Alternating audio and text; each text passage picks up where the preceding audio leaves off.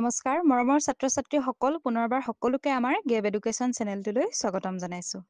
আজি আমি আলোচনা কৰিম ষষ্ঠ শ্ৰেণীৰ আমাৰ বিজ্ঞান পাঠ্যপুথিৰ প্ৰথম অধ্যায় বিজ্ঞানৰ বিচিত্ৰ জগতখন এই পাঠটিৰ সম্পূৰ্ণ প্ৰশ্ন উত্তৰসমূহ।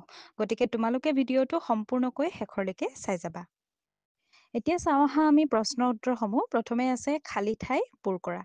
প্ৰথমটো দিছে বিজ্ঞান হ'ল ড্ৰেছ আৰু ড্ৰেছৰ জৰিয়তে লাভ কৰা জ্ঞান।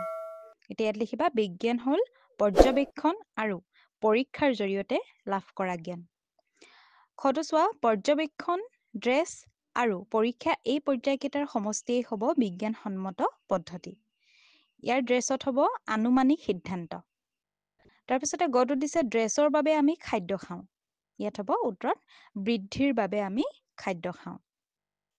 ঘটো দিছে পঞ্জাৱত মানুহে প্ৰধানকৈ খায় ড্ৰেছ। পঞ্জাৱত মানুহে প্ৰধানকৈ খায় ৰুটি। তাৰপিছতে উঙটো দিছে কম্পাছত ড্ৰেছ থাকে। ইয়াত হ'ব কম্পাছত চুম্বক থাকে। এতিয়া ২ নম্বৰ প্ৰশ্নটো চাওঁ আহা। ইয়াত দিছে শুদ্ধ উক্তিটোত ৰাইট চিন দিয়া। কেইটামান বাক্য দিছে আৰু তাৰে আমি শুদ্ধ উত্তৰসমূহত ৰাইট দিব লাগিব। এতিয়া প্ৰথমটো চোৱা আমি সদায় স্বাস্থ্য ভালে ৰখা খাদ্যহে খাব লাগে। এইটো শুদ্ধ, গতিকে ইয়াত ৰাইট চিন দিবা। খটোত দিছে পানীৰ অবিহনে আমি জীয়াই থাকিব পাৰোঁ। এইটো একেবাৰে নহয়, যিহেতু আমি পানীৰ অবিহনে জীয়াই থাকিব নোৱাৰোঁ। গতিকে ইয়াত ৰাইট নিদিবা, পূৰণ চিন দিবা। গটোত আছে বৰষুণ হিচাপে পানী আকাশ পৰা মাটিত পৰে। আকাশৰ পৰা মাটিত পৰে। এইটো শুদ্ধ, যিহেতু বৰষুণ হিচাপে পানী আকাশৰ পৰা মাটিত পৰে। এইটো ৰাইট চিন দিবা। ঘটোত দিছে ওলোমাই ৰখা চুম্বক এডাল সদায় পূবা পশ্চিমা হৈ থাকে। এইটো ভুল, গতিকে ইয়াত পূৰণ চিন দিবা। তাৰপিছতে উঙটোত দিছে হিমালয়ৰ ওপৰ অংশ আৰু মেৰু অঞ্চল বৰফেৰে ঢাক খাই থাকে। এইটো শুদ্ধ, গতিকে ইয়াত ৰাইট চিন দিবা।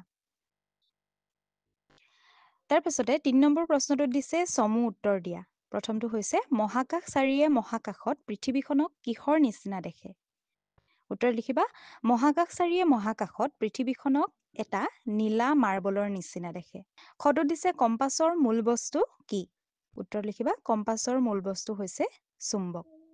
তাৰপিছতে গটোত দিছে ওলোমাই ৰখা চুম্বক এডাল কোন দিশত মুখ কৰি থাকে?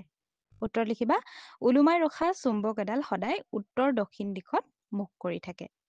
এফালে উত্তৰ দিশত থাকে আৰু এটা ছাইড দক্ষিণ দিশত মুখ কৰি থাকে বুলি কোৱা হৈছে। তাৰপিছতে ঘটোত দিছে নাবিকসকলে সাগৰত কিদৰে জাহাজৰ দিশ নিৰ্ণয় কৰে? জাহাজৰ যিসকল নাবিক, যিসকলে চলায় জাহাজ, তেওঁলোকে সাগৰত কিদৰে দিশ নিৰ্ণয় কৰে বুলি কৈছে। ইয়াত তোমালোকে লিখিবা কম্পাছৰ সহায়ত তেওঁলোকে দিশ নিৰ্ণয় কৰে। নম্বৰটো হৈছে বিজ্ঞানসন্মত পদ্ধতিৰ পৰ্যায়কেইটা কি কি? উত্তৰ লিখিবা বিজ্ঞানসন্মত পদ্ধতিৰ পৰ্যায়কেইটা হৈছে পৰ্যবেক্ষণ, আনুমানিক সিদ্ধান্ত আৰু পৰীক্ষা, এই তিনিটা।